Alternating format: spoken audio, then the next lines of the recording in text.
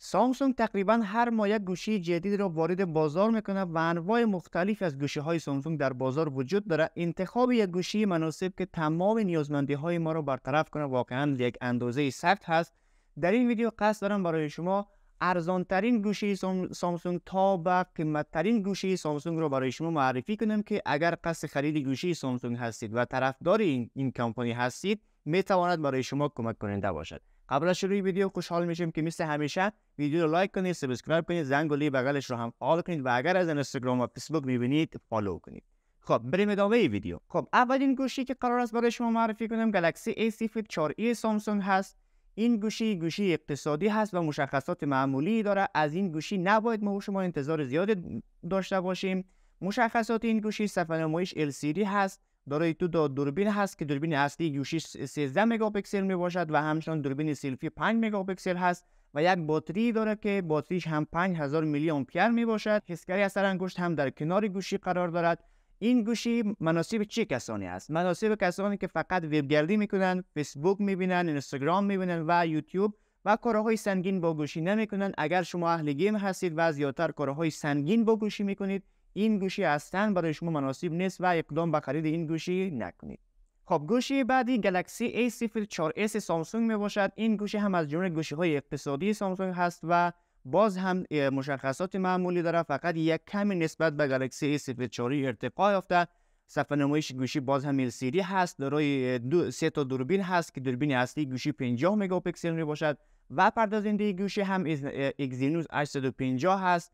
دوربین سلفی باز هم 5 مگاپیکسل هست و باتری گوشی به هم 5000 میلی آمپر می باشد و باز هم این گوشی مناسب کسانی هست که اهلی وبگردی هستن، مثل شبکه‌های اجتماعی رو زیاد میبینن و کارهای سنگین با گوشی نمیکنن. اگر اهل گیم هستید و کارهای سنگین زیاد با گوشی انجام میدید باز هم این گوشی برای شما پیشنهاد نمیشود. و گوشی بعدی گلکسی A14 هست. این گوشی که جانشین گلکسی A13 می باشد در کنار قیمت اقتصادی مشخصات خیلی خوب هم دارد. صفحه نمایش گوشی LCD 1080 می باشد و همچنین گوشی دارای سه تا دوربین هست که دوربین اصلی گوشی 50 مگاپیکسل می باشد و دوربین سلفی این گوشی ارتقا یافته 13 مگاپیکسل هست. پردازنده گوشی هم هلیو G80 می باشد. باتری گوشی هم 5000 میلی آمپر می باشد و یک گوشی خیلی خوب و مناسب می باشد. و گوشی بعدی یکی از بهترین میان رده های سامسونگ گلکسی A24 هست که مشخصات خیلی خوبی داره و صفحه نمایش این گوشی AMOLED 90 هرتز می باشد که شما می توانید فیلم ها و بازی ها رو بسیار با کیفیت بالا انجام بدید و ببینید. دوربین گوشی هم 50 مگاپیکسل هست و دوربین سلفی گوشی 13 مگاپیکسل می باشد. پردازنده گوشی هلیو G99 هست که در کارهای سبک و نیمه سنگین برای شما خیلی خوب عمل میکنه. بازی هایی که زیاد سنگین باشه و اگر زیاد بازی بکنید با گوشی داغ میکنه و امکان داره که هنگ بکنه. اما اگر کارهای خیلی زیاد سنگین با گوشی نمیکنید، کارهای نیمه سنگین، این گوشی مناسب می باشد. باتری گوشی هم 5000 میلی آمپر هست. آندروید 13 این گوشی دارد و حسگری اثر انگشت گوشی هم در کنار گوشی قرار دارد. بعد گوشی بعدی گلکسی A34 هست که جانشین گلکسی A33 می باشد. این گوشی هم مشخصات خوب دارد. صفحه نمایش گوشی AMOLED 90 هرتز می باشد و دوربین گوشی هم 48 مگاپیکسل است که سه تا دوربین دارد. دوربین سلفی گوشی هم 13 مگاپیکسل می باشد و چیپست یا پردازنده گوشی هم دایمنسیتی 1080 است. باتری گوشی 5000 میلی آمپر می باشد و اندروید 13 هم روی این گوشی نصب هست. حسگری اثر انگشت هم مثل گلکسی A33 در زیر نمایشگر قرار دارد و میشه گفت که یک گوشی خوب هست و در کارهایی که زیاد سنگین نباشه برای شما خیلی خوب و عالی عمل میکنه. و گوشی بعدی گلکسی 54 است، یکی از گوشی های بسیار محبوب و پرطرفدار سامسونگ می باشد.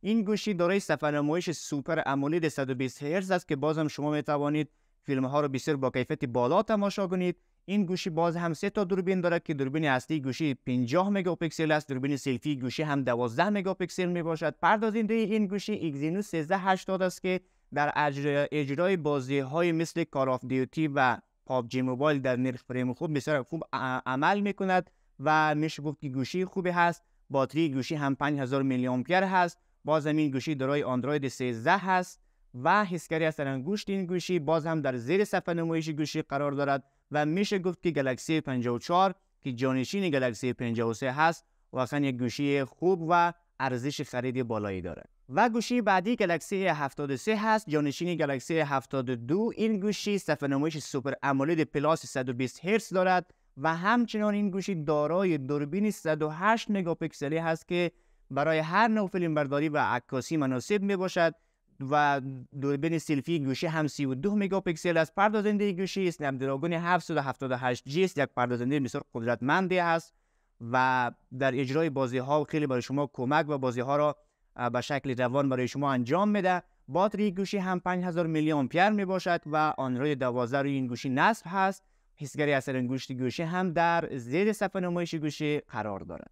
بعد گوشی بعدی گلکسی S21 FE هست که این گوشی میشه گفت تقریبا یک گوشی پرچمدار، تمام ویژگی یک گوشی پرچمدار رو این گوشی دارد. صفحه نمایش گوشی داینامیک امولید 120 هرتز می باشد و دارای 3 تا دوربین هست که دوربین اصلی گوشی 12 مگاپیکسل می باشد و دوربین سلفی گوشی هم 32 مگاپیکسل هست.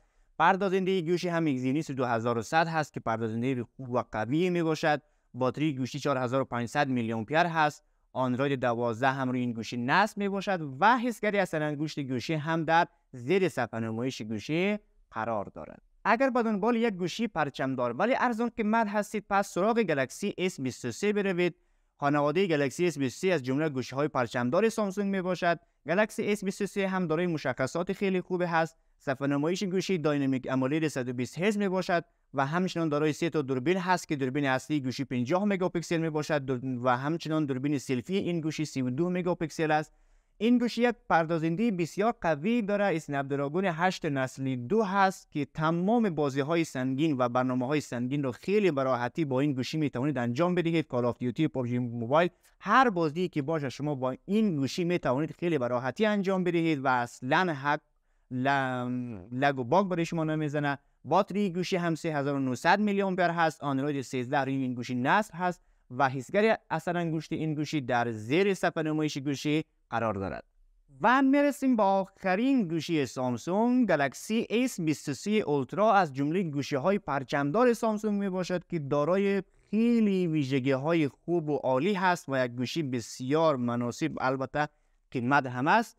خب گلکسی S23 اولترا صفحه نمایش داینامیک امولید 120 هرتز دارد و دوربین اصلی این گوشی 200 مگاپیکسل می باشد. دارای زوم 100 برابر هست که می توانید خیلی زوم بکنید اشیا را و همچنان دوربین سلفی این گوشی 12 مگاپیکسل می باشد. پردازنده گوشی باز هم اسنپ دراگون 8 نسل 2 هست که یک پردازنده خیلی قوی و عالی می باشد و در اجرای بازی‌های سنگین اصلا کم نمیاره و باتری گوشی هم 5000 میلی آمپر می باشد. آندروید 13 روی این گوشی نصب هست. فینگرپرینت هم در یا اثر انگشت در زیر صفحه نمایش گوشی قرار داره و از جمله ویژگی های دیگه این گوشی میشه گفت که قلم اسپین هم داره که میتونید در نوت برداری استفاده کنید و جذاب باشد.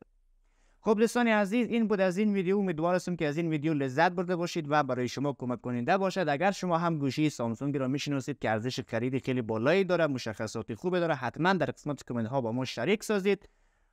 ویدیو رو لایک کنید، سابسکرایب کنید، زنگوله بغلش رو هم فعال بکنید. اگر از اینستاگرام و فیسبوک میبینید فالو کنید. خدا نگهدار.